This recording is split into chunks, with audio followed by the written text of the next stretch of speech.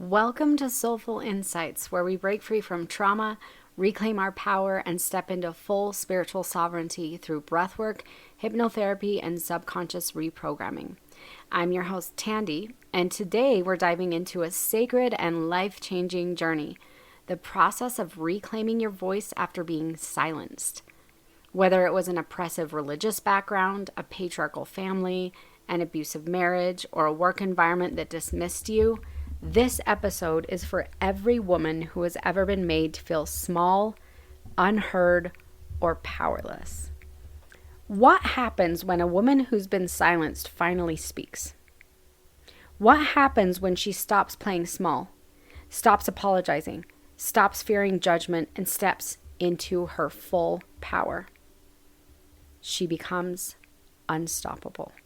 And today we're going to talk about how you can become that woman. Now, I will say, as we get started into this podcast, when you start speaking up for yourself, when you stop playing small, when you stop apologizing, those people that benefit from you staying silent, playing small, apologizing, they are not going to take it well. Because there may be people in your life, whether it is in your religious community, whether it is your partner in your relationship or other family members, it is a part of this speaking up and stepping into your power is allowing some of those relationships to fall into the background. And at times, we have to allow these relationships to fall away. And only you can decide how you want that to play out for yourself. But today, we are going to look at how you can start embracing your voice after you have been silenced for a long time. So I want to just give you a little overview of what we'll be discussing. We'll be talking about why women are systematically silenced in families, workplaces, relationships, and religious communities. The psychological and emotional impact of being unheard, and how you can start healing from that. How to rebuild your confidence in your self-worth after years of being overlooked, dismissed, or controlled. The sacred process of reclaiming your voice and standing in your power in relationships, family, and the world. And I will say, as far as in your religious communities, that is not really something that we have control over. They consider that to be of God. They consider it to be doctrine, and therefore a woman sharing her voice in religious communities is generally not an option. It was definitely not in mine, and still today I am watching reels coming out from high up church leaders and other people saying that women are leaving religion, and claiming that women are leaving religion because they want to be worldly and they are not willing to sacrifice for their families anymore. And the reality is, we're leaving religion because we're tired of being silenced and dismissed and told that we have no power, we have no authority, and we just must be obedient. So I also want to help you in the end just discuss a little about having the courage to leave toxic environments, walking away from patriarchal religions, oppressive family values, and unhealthy relationships. And this is the thing, as I'm saying, walking away from patriarchal religion. This is the biggest way that women can reclaim their voice. It's the way that I reclaimed mine. And in fact, even my marriage, when we both left a high demand, extremely patriarchal religion and looked back, it was like our eyes opened to how much it controlled our relationship. My relationship with my husband has blossomed into something so beautiful, because we are partners.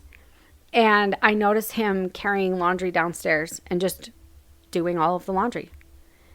I notice him putting dishes away and being an actual partner, because there's no longer these rules of what each gender has to do or can or cannot do or whatever. It's so beautiful, and it's so beautiful in so many other ways. And so I want to just give you that insight into how your life can change when you start making these changes. It can be painful at first.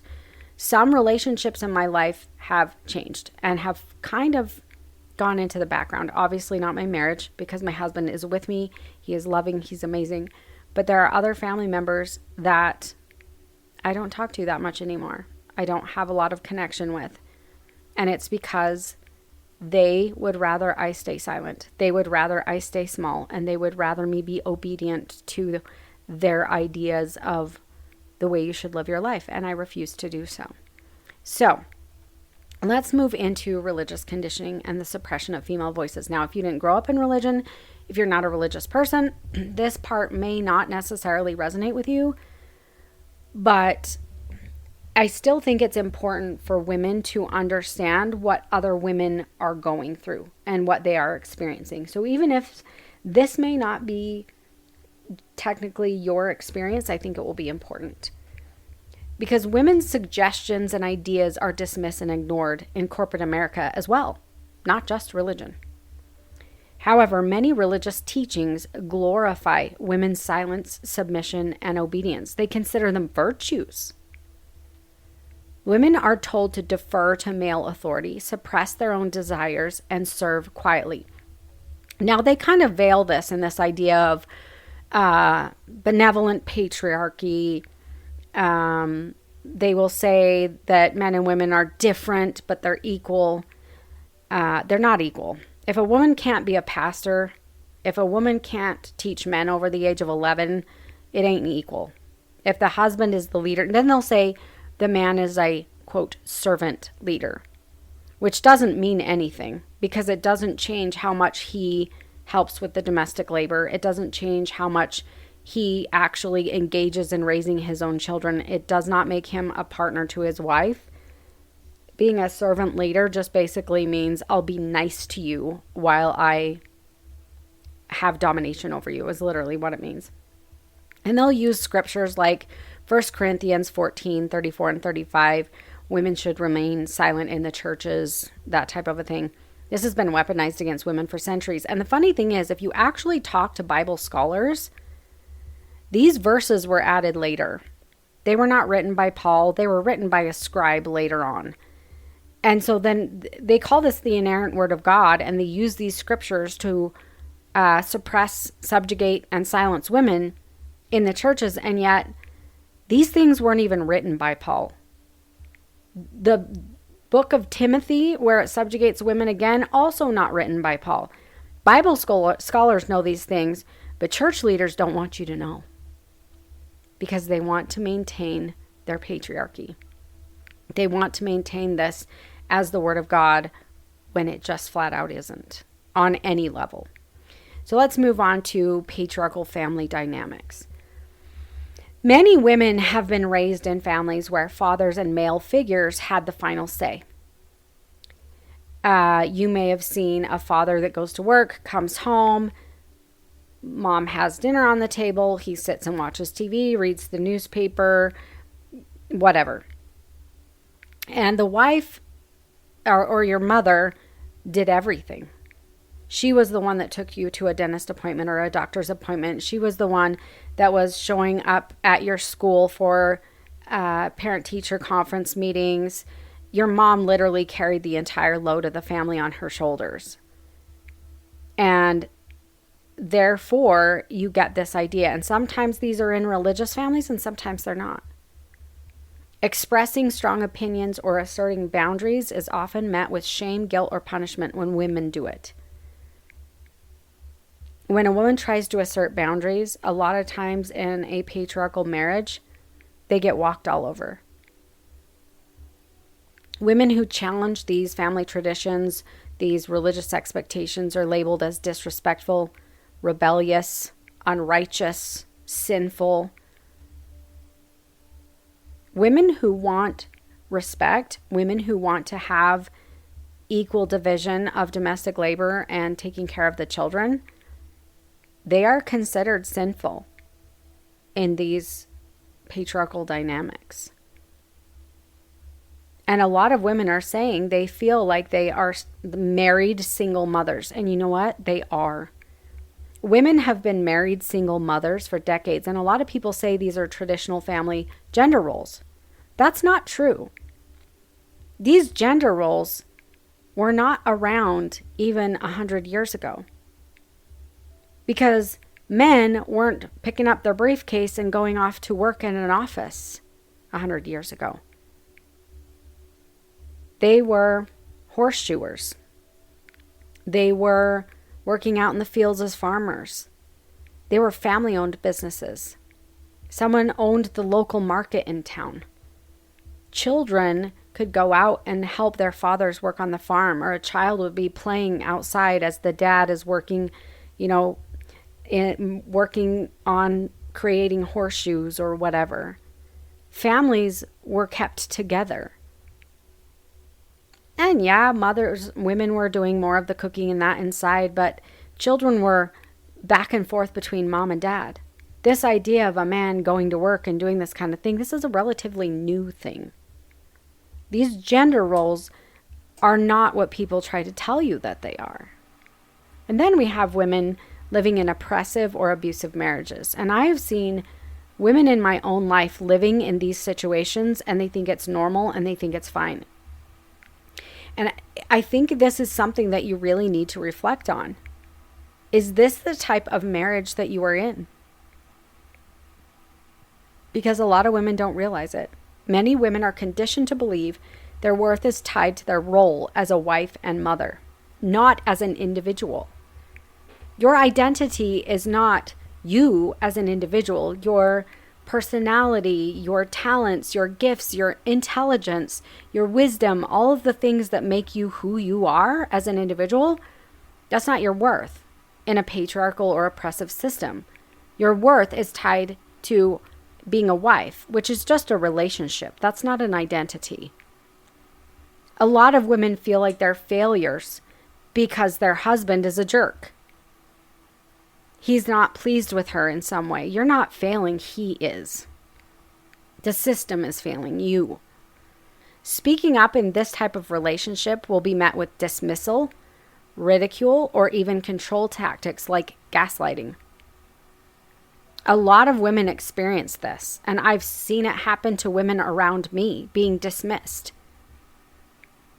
I've seen a woman where mold is growing in the house because there's a crack in a window and she wants a new window. She wants it replaced. And the husband doesn't want to spend the money. And her valid concerns, are dismissed. And you see it over and over and over again because they're not partners. Leaving oppressive and abusive marriages is often discouraged by family members, especially if they are religious. And there's a lot of pressure in society to, quote, make it work. Again, women are being told to sit down, shut up, and put up with whatever you got. I see women being abused. I see women who full on know that they are being cheated on. And some of them, not even that he's cheating with one woman, but sometimes a handful. Yes. And you know what? They stay. Part of it because they don't have job experience, they don't have education, and they don't know how they're going to provide for their children. And so they live in these abusive, horrific situations. And in Christian religions, they will tell you that God hates divorce.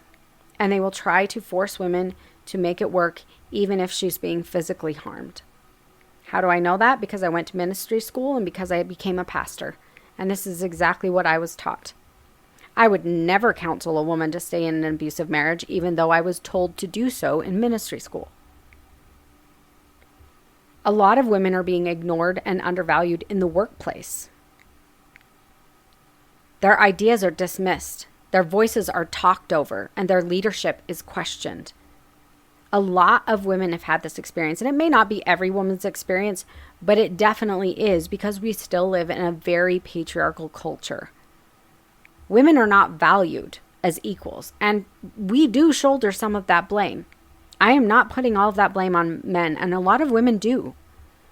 All of the blame on men, but you know what? Some of the blame is on us because we don't respect ourselves, and therefore they don't respect us. We fall in line with their patriarchal ideas of consuming us. We allow men to consume us in various ways. And when you are an object to be consumed, you are never going to be considered an equal. And until women step up and demand respect for themselves in the way that they show up in the world, it isn't going to happen. It has to start with us. In fact, there are studies that show in corporate meetings, men interrupt women far more often than they will interrupt other men. Did you know that? I have seen this happen in religious meetings that I've been in, but as studies are showing, this is what's happening in corporate America still. Women are expected to be agreeable, accommodating, and not too aggressive in their ambition.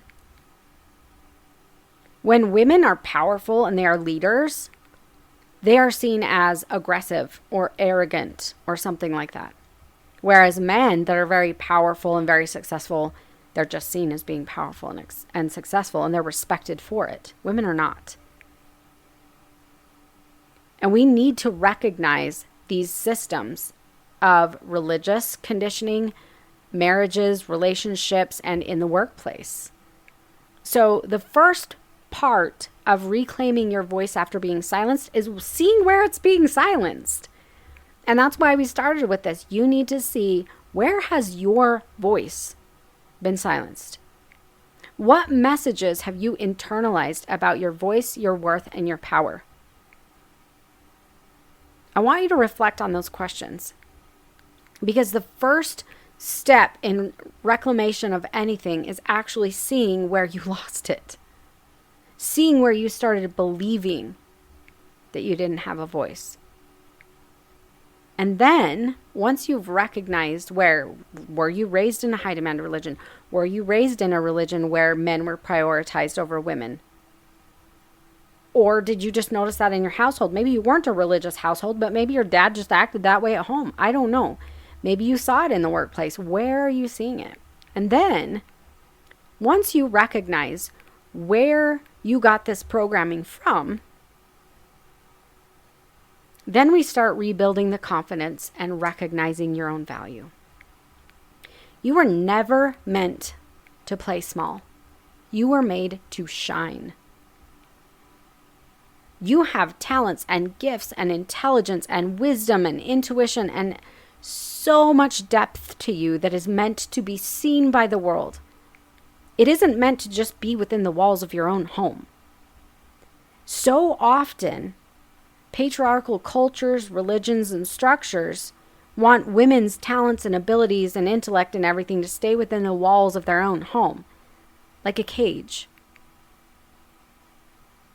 You were never meant to be in a cage. Everything that you are is meant to be shared with the world at large.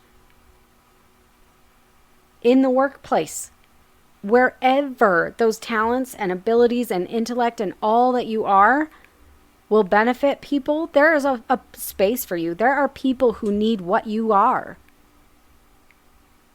You were never meant to be stuck within a cage. When you've spent years being silenced, dismissed, or made to feel like you're, quote, too much, maybe you are opinionated. Maybe you talk a lot. Maybe you're very emotionally connected.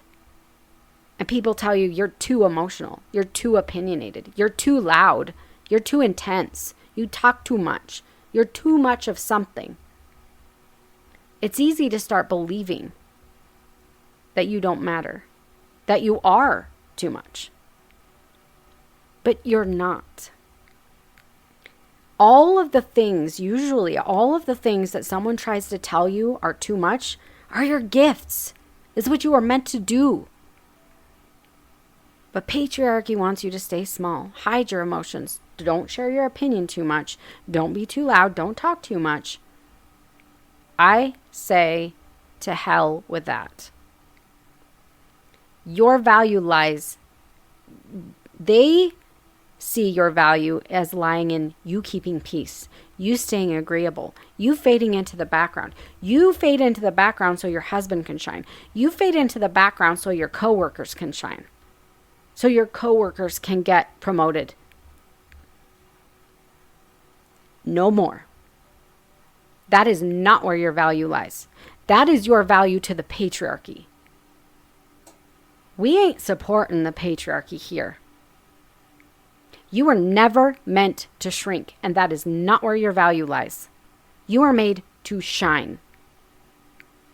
You are born with a voice that carries power, wisdom, and divine authority. Yes, I said that.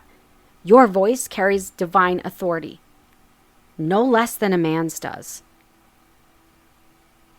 That power didn't disappear. It was simply buried under layers of conditioning and you just trying to survive in a world that didn't want your voice. Reclaiming your voice starts with remembering who you are beneath all of that. It isn't about becoming someone new. It's about coming home to who you truly are. And I want you to say this with me out loud. My voice matters. My opinions matter. My truth is powerful. Repeat it. Say it until it feels true. My voice matters. My opinions matter. I matter. Say it until it shakes loose the shame, the fear, and the self-doubt that never belonged to you. Because the world doesn't need a quieter version of you. It needs the whole you. It needs the authentic you. Confident, clear, and unapologetically you. That's what the world needs. The patriarchy doesn't want it. And that's okay, because we aren't here to support them. So, healing the wounds of being silenced. How do you do that? Well, there's a lot of ways you can. There are faster ways, like hypnotherapy and subconscious reprogramming, which is something that I do work with a lot of women. We can have profound progress in a quicker amount of time because when we work with the subconscious mind doesn't track time. It doesn't matter if the programming has been going on for 30 years. So that is one of the ways that I use for myself. I actually create my own hypnotherapy audios for myself so I can hypnotize myself, work with my own subconscious mind. But I do this with a lot of women too, and it really fast tracks their healing. But there are many ways that you can do it on your own as well. Journaling for self-discovery. I love intuitive journaling where you just let everything out, or you start intuitively writing just to discover who you are, whatever intention that you put into that intuitive journaling. It can be very cathartic if there's a lot of pain underneath. It can be insightful if that's the intention. It's a way that you are reclaiming the voice that they tried to silence in you. It's not just journaling. This is not like, today I, went to the grocery store, and this is not your teenage diary, okay? This is sacred excavation of the woman beneath the silence. The woman who's been there all along, waiting for the moment when it was safe to speak. Discover who you are. Peel back the layers. Cathartic, like journaling. So I've done this before. It can be really powerful. There's something I am feeling, maybe anxiety, or it starts to get really intense. I'm having ruminating thoughts. I'm getting anxiety. There's something bubbling up underneath the surface if that's what's going on. Yes, we can do hypnotherapy and we can work with that. And if you're interested in that, schedule a one-on-one with me. If you want to find the source through journaling, just start writing. And all of a sudden, whatever's bubbling up under the surface that's causing that anxiety is going to come out. Don't silence it. Don't censor it. Remember, this is your voice. If you want to swear, swear. If you want to write hateful things about someone that hurt you or silenced you or whatever it is, write it. All the hateful, you can swear like a sailor, honey. You do what you got to do to get it out. Censoring and silencing is not the answer here. It is safe to speak in this journal. It is safe. Let the voice out. You may start to cry. You may want to scream. That's okay too. Then you may have times where you're feeling an intuitive knowing, a pull, and you go to your intuitive journaling with the intention of, what direction do I need to take? Maybe there's a relationship that's kind of not really seeming safe or healthy. And all of a sudden, the clarity of where you need to go comes out in this intuitive journaling. There's so much that can be done. Journaling is not about what we used to think it was, writing in our diary about the cute boy or something, okay? This is very powerful.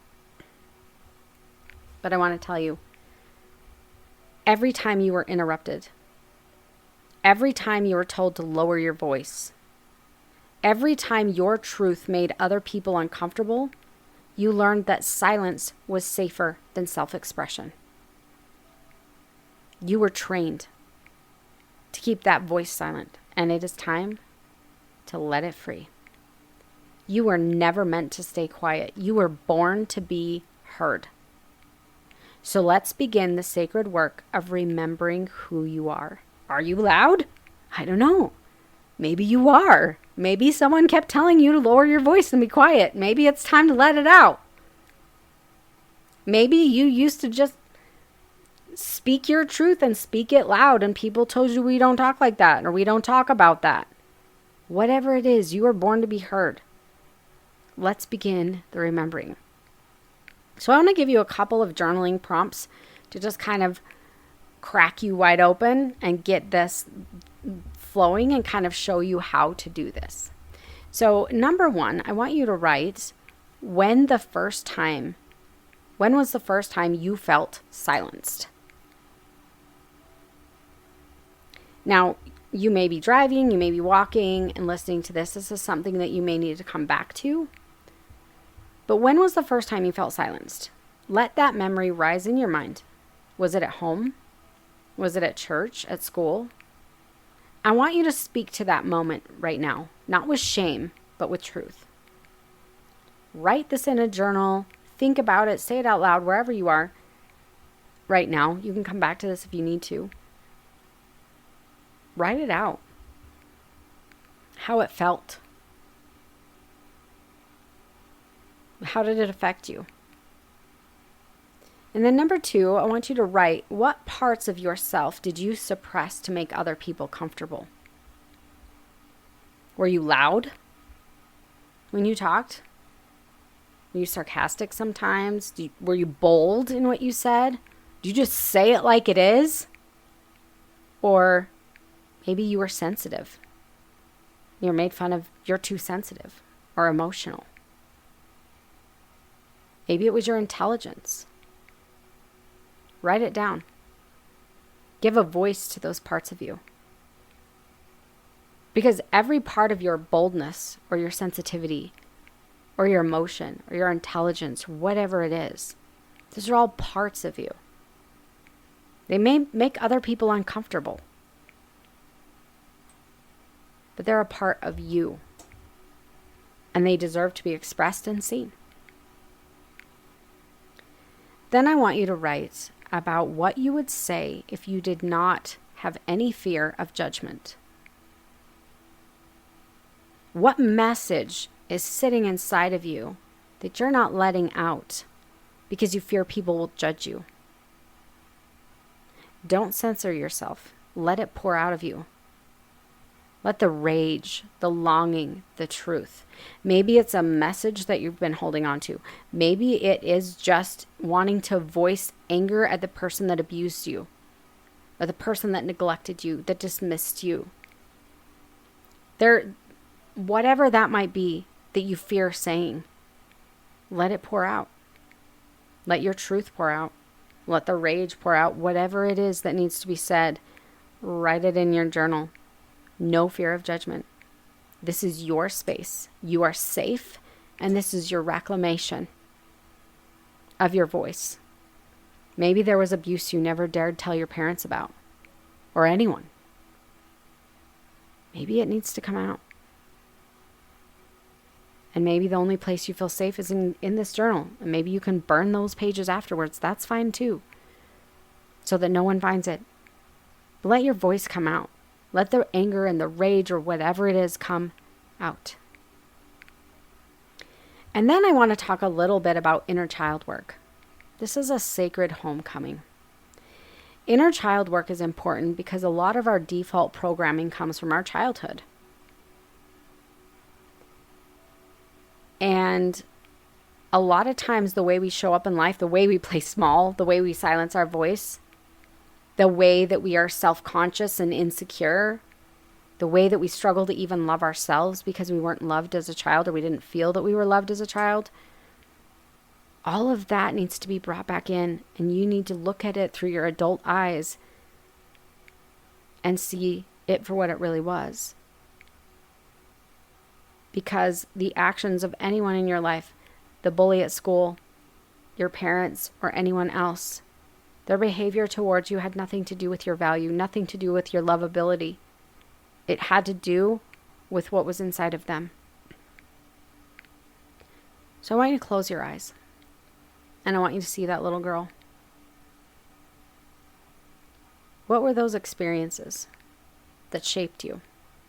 Maybe this little girl once raised her hand only to be ignored.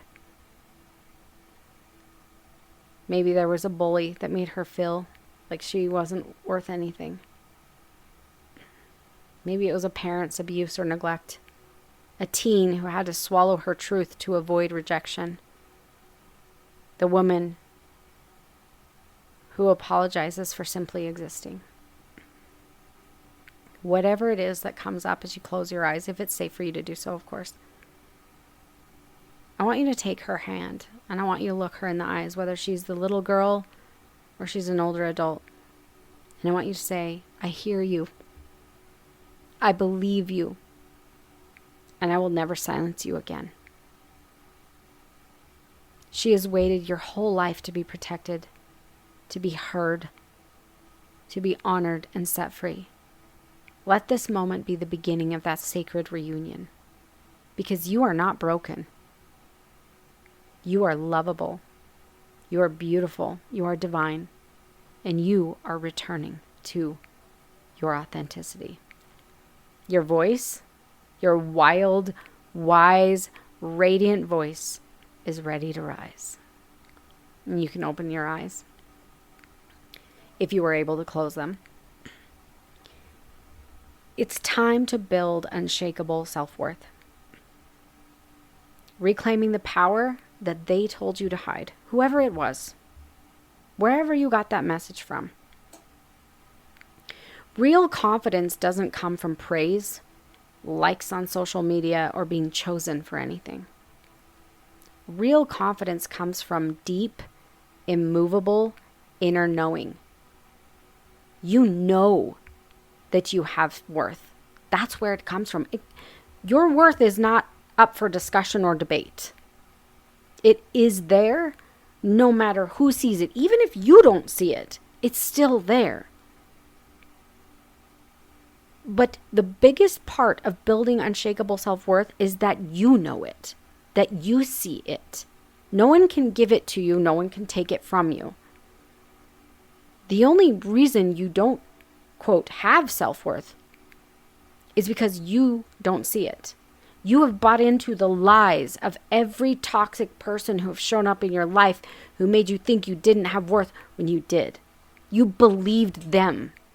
It is time to say, I am not taking your toxic crap. I am giving that back to you. I have worth no matter what you do, no matter what you say, no matter how you treat me. I know I have worth. It's an inner knowing.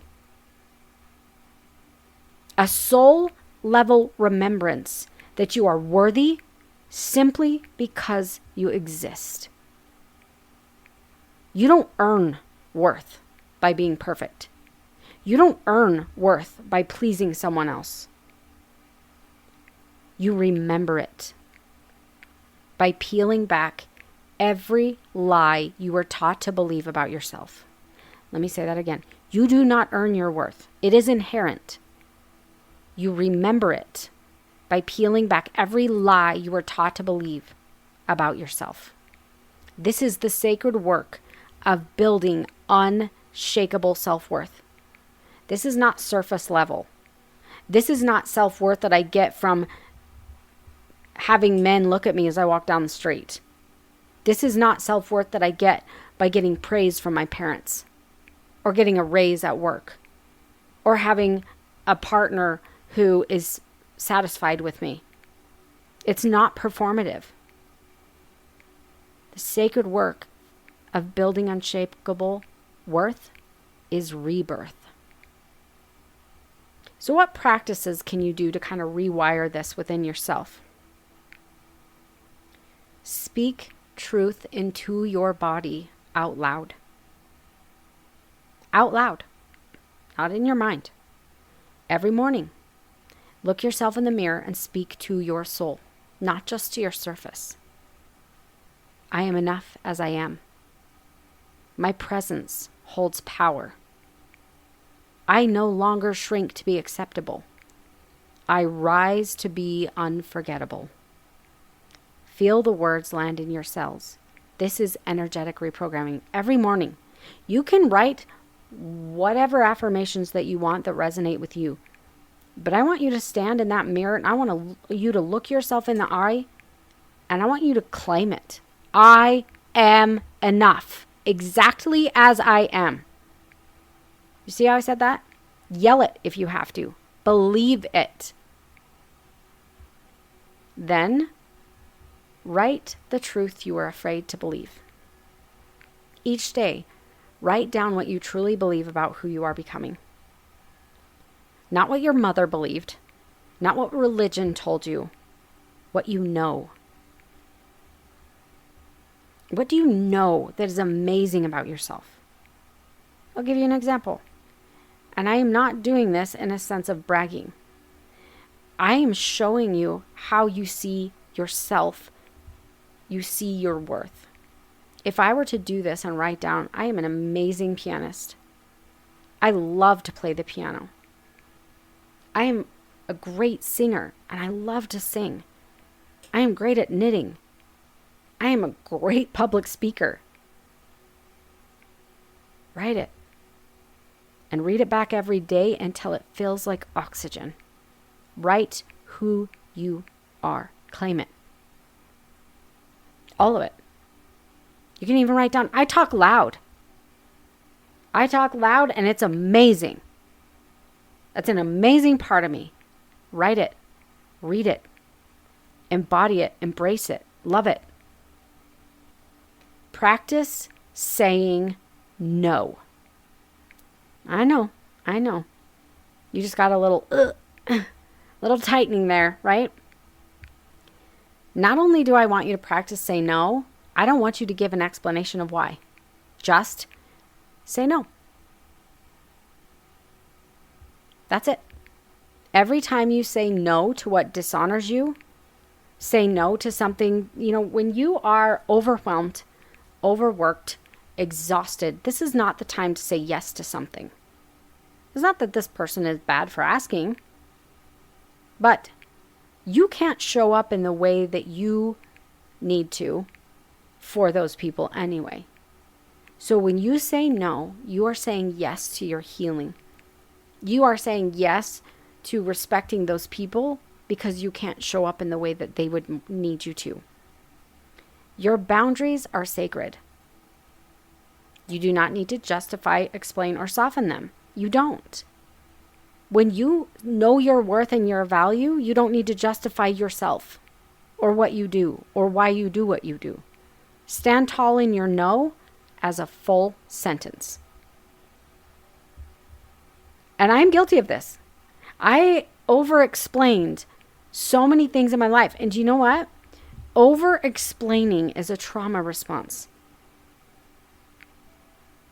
Over-explaining shows me that you never felt valued. And you know what? People never believed you.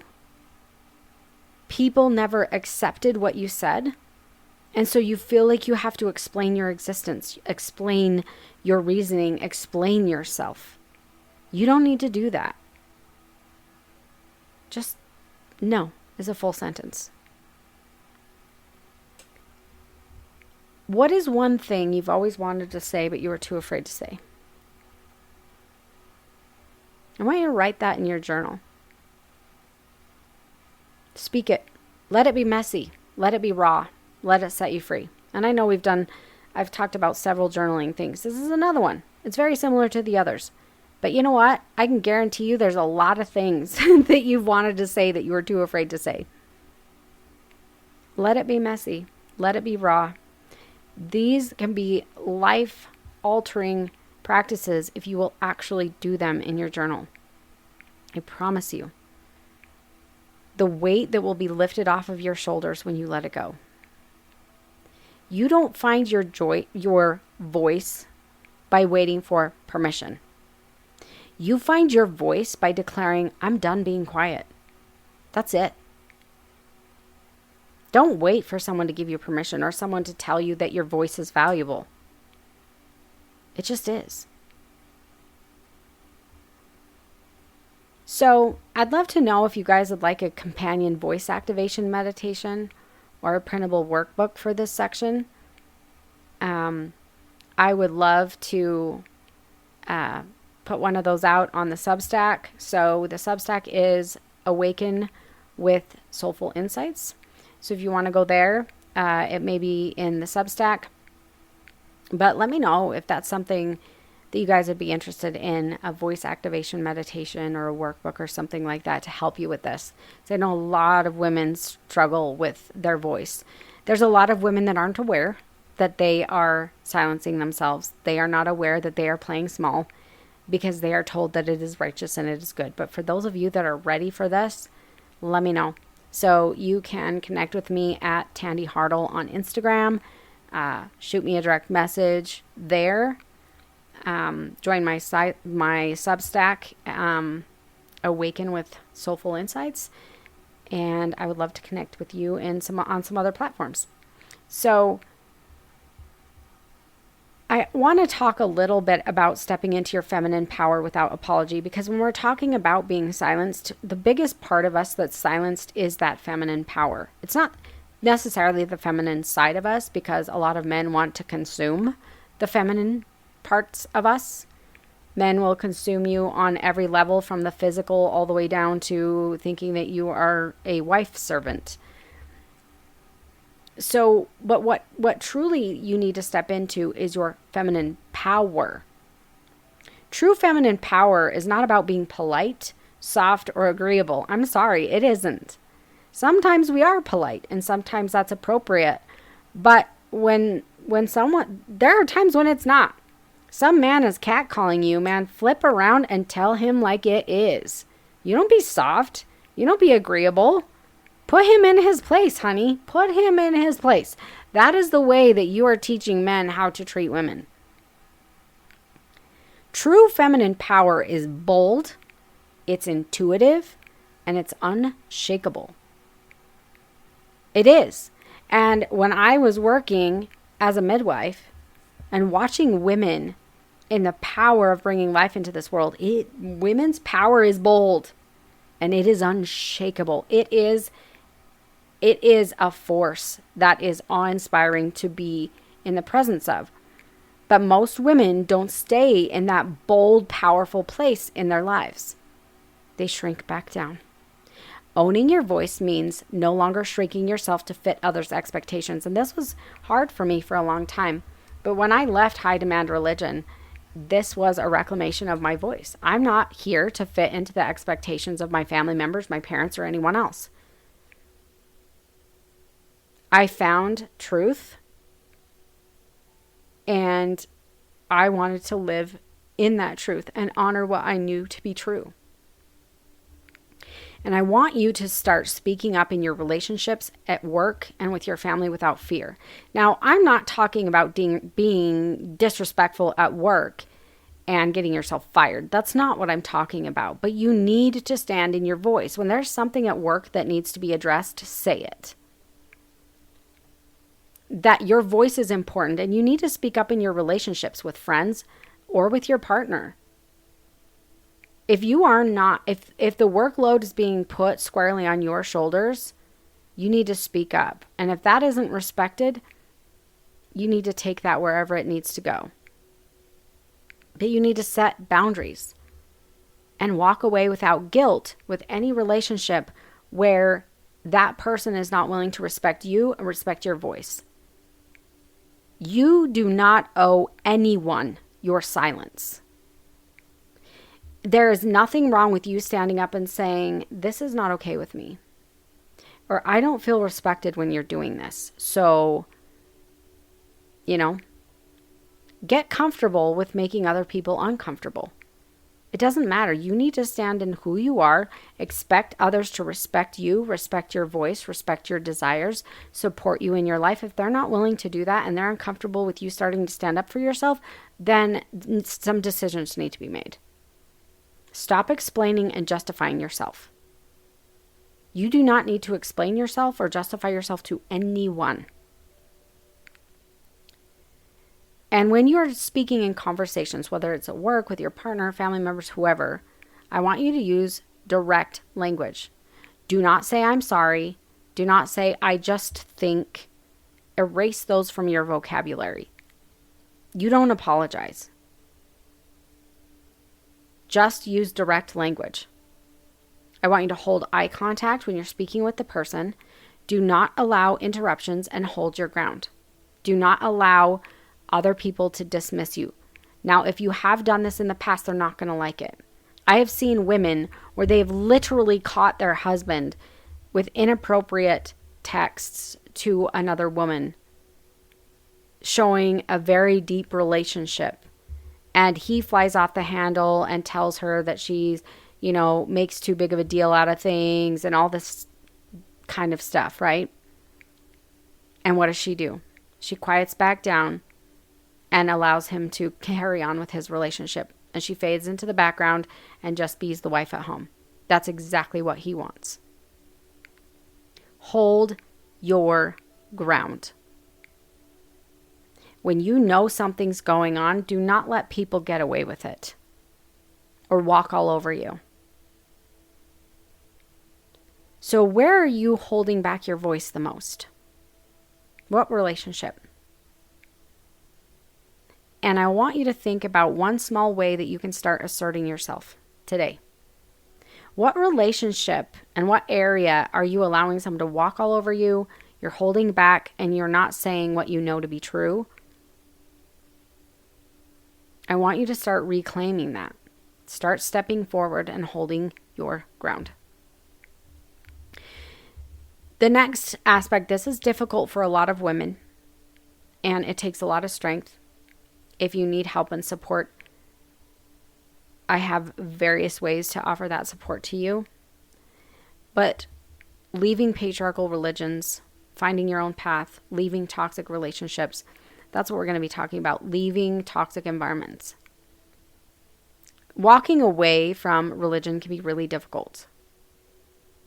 It can feel terrifying, but in the end, it's very liberating. Your spirituality is yours to define. Religion wants to keep you afraid because they need you. Religion needs to ride on your back, right? I know in my religion, it's the women that are making all the food for the funerals, cleaning up after all the funerals that are held in the church. It's the women that are planning all of the church parties and celebrations.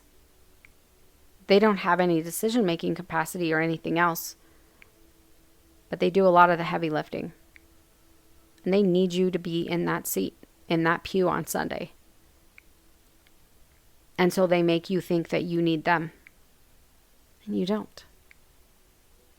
So I want you to ask a couple questions. Does this belief system empower me or control me? If your religion doesn't want your voice, if women are not allowed to sit at the table and make decisions, if women are not allowed to be in positions of leadership in your religion, it's not there to empower you. And I will tell you that this subjugation is not of God. If this system oppresses you and silences your voice, it's not of God. It's not a healthy environment. If your religion does not support the equality of men and women on every single level, from the leadership, tippy top leadership of your religion all the way down into your marriage, if they are not supporting partnership of men and women, not a good place for a woman to be. Does it encourage you to trust yourself? Or does it make you dependent on external authority? There's a lot of questions to ask yourself about where you are in a religious organization. If they're silencing your voice, if they are stripping you of any decision-making ability or leadership ability, telling you can't trust yourself, there's some questions that need to be asked and evaluated, because this is a toxic environment. Only you can decide how you want to handle that, but you need to recognize it for what it is. And then I want to look at releasing family conditioning that has belittled or silenced you. You do not have to carry the beliefs, traditions, or expectations of your family. And I'm talking about from your parents. Your parents may have had toxic cycles. You may have grown up with a narcissistic parent. You may have grown up with parents that were the because I said so kind of parents. Parents who never listened to your struggles, never heard you. When you cried, they're calling you a baby, telling you to be quiet, or I'll give you something to cry about. I don't know, but